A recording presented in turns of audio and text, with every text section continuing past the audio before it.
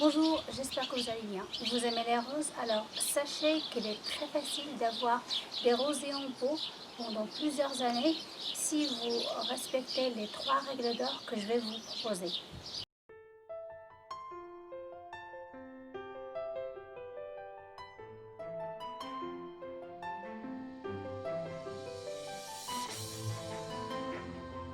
La première condition, c'est le pot. Il faut absolument que le pot soit profond, minimum 40 cm. Il faut savoir que les racines des rosiers poussent en profondeur. La deuxième condition, il faut absolument que votre rosier soit exposé au soleil, spécialement le soleil de midi.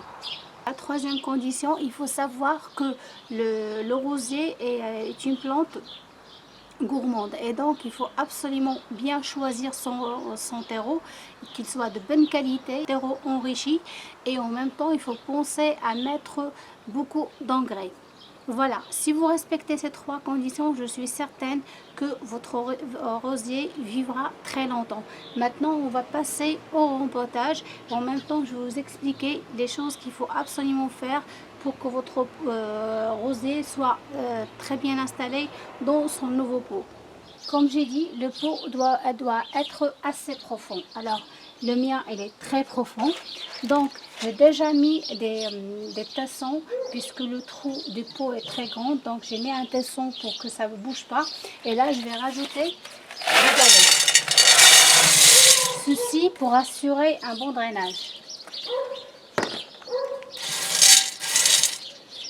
Et pour que les particules des terreaux ne se mélangent pas avec les galets et bouchent le trou, je rajoute le géotextile. Et là, je mets mon terreau. Comme j'ai dit, un terreau, vous devez vraiment choisir. Moi, j'ai choisi un terreau enrichi avec du fumier et j'ai rajouté aussi une terre franche, c'est-à-dire de jardin, qui est aussi très fertile.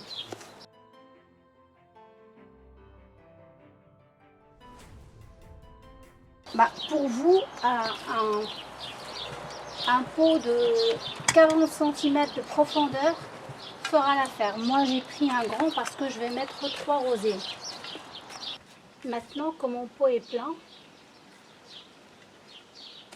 il faudrait que je dépote mes rosiers. Alors, les rosiers, je les ai déjà trempés dans de l'eau et comme ça, une fois que je vais les dépoter, je ne vais pas agresser les racines. Autre chose, pour que vos rosiers développent plus de fleurs, il faut absolument couper toute fleur qui se fanent. Ce que je vais faire, et comme ça vous allez pouvoir booster la croissance, plutôt la création de nouvelles fleurs.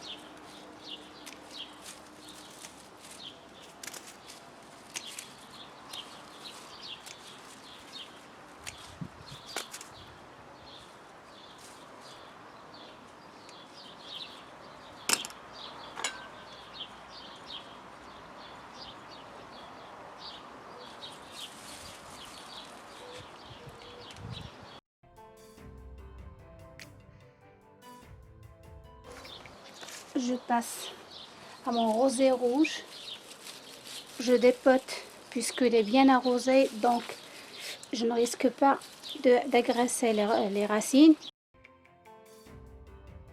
Et là, je viens enlever les fleurs qui ont fané. On les coupe à 1 cm des premières feuilles.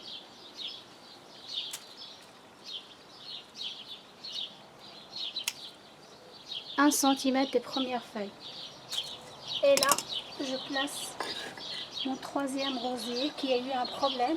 Il a été attaqué par des vers pendant 3 jours ou 4 jours. J'ai pas mis le nez dehors, il était à l'extérieur. Et ils ont eu le temps de tout dévorer. Là, j'ai coupé la totalité des fleurs et j'ai fait un traitement avec du savon noir. Je vais vous laisser le lien. Et là, il n'y a plus de traces de vers. Et en même temps, j'ai de nouvelles pousses. Je ne sais pas si vous arrivez à voir ici. Et donc, il se régénère sans problème. Sur chaque branche, j'ai de nouvelles pousses. Vous allez voir que les racines ont traversé le géotextile, mais les racines, ils se portent très bien. Je vais juste enlever le géotextile. Vous allez voir Hop.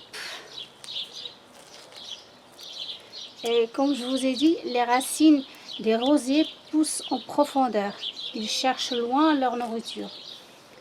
Alors, il faut vraiment aller doucement pour ne pas casser les racines. Voilà.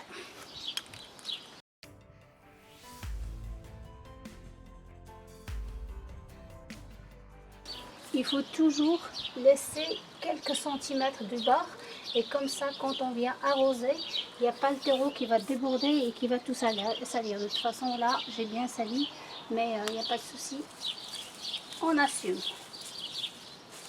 C'est la partie la moins glamour quand on fait de nouvelles plantations. Et là je vais venir arroser copieusement. Et mon pot est prêt, je veux dire mes plantes sont prêtes pour une nouvelle vie. Alors, mes 3 rosiers sont bien installés maintenant dans leur nouveau pot. Je vais venir arroser copieusement. Il faut savoir que les rosiers n'aiment pas avoir les pieds secs. Alors, le mieux c'est de venir, c'est-à-dire de contrôler l'arrosage et de ne jamais laisser jusqu'à ce que le terreau soit très sec. Et il faut surveiller son arrosage, il faut le faire régulièrement. Ça veut dire une fois que vous trouvez que votre terreau est sec sur 2 cm, c'est le moment d'arroser. Arrosez toujours avec de l'eau à température ambiante et arroser le mieux le matin très tôt, sinon le soir.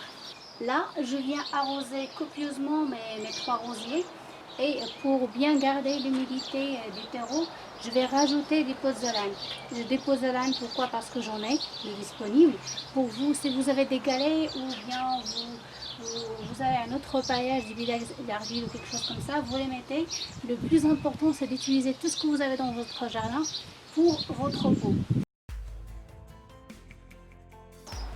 Voilà, mes 3 rosiers sont bien installés dans leur pot. Je vais arroser copieusement jusqu'à ce que je vois de l'eau qui sort de mon pot. Comme ça, je suis certaine que les racines sont bien hydratées et qu'ils sont bien fusionnés avec le nouveau terreau.